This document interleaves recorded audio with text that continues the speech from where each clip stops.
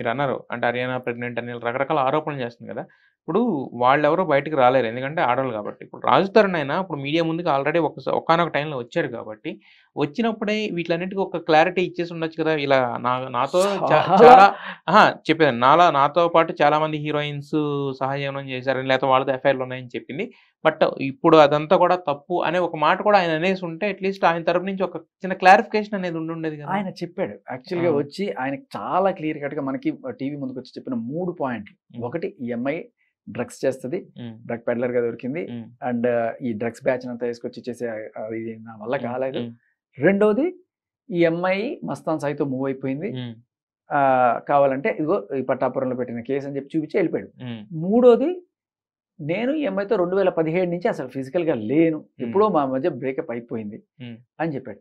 హ్మ్. సో, ఈ 3 పాయింట్లు ఆయన మనకు చెప్పేసి ఎళ్ళిపోయాడు. హ్మ్. మరి మీరు హర్యానాతో గాని వీళ్ళతో ఎందుకంటే ఇప్పుడు వాళ్ళ మీదేసిన నింద మోపుకోగలిగింది వాళ్ళే గదా! మరి హర్యానాతో గాని లేతే మీకు సి అందుబాటులో ఉన్న థేల్ హీరోయిన్‌లతో థేల్ ఎవరితో కూడా యాహ్! కొంతమంది మాట్లాడే మీడియా ప్రయత్నం ముందుకొచ్చి అహా! చెప్తారు. మాట్లాడే ప్రయత్నం చేయలేదా?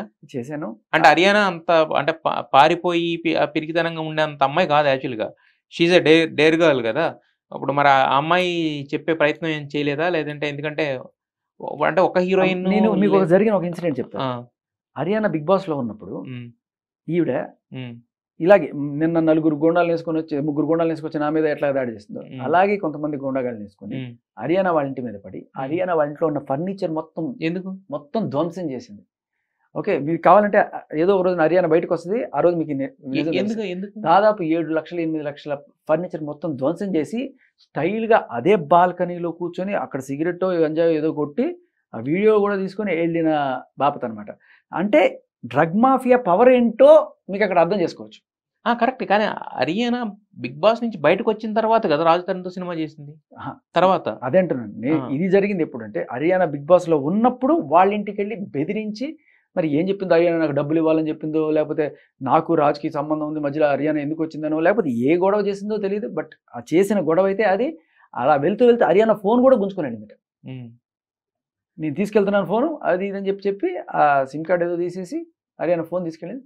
అమ్మాయి డేటా అంతా అందరి ఫోన్‌లు గుంజుకోవడం, డేటా పెట్టుకోవడం, బ్లాక్‌మెయిల్ చేయడం. హ్మ్. ఇదే పని. హ్మ్. సో, ఇదే అంటున్నాను. ఈ గూండాలనేసుకొనెళ్ళి మీద పడి కొట్టే ఇది మీరు గమనించండి. నిన్న నాకు జరిగిన ఇన్సిడెంట్. అంతకుముందు 'రాజ్ తరుణ్' వాళ్ళ మదర్ వాళ్ళ ఇంటికెళ్ళి ఇదే రకంగా. కాకపోతే హ్మ్. అక్కడ గూండాలు లేరు. కెమెరామెన్‌లున్నారు. హ్మ్.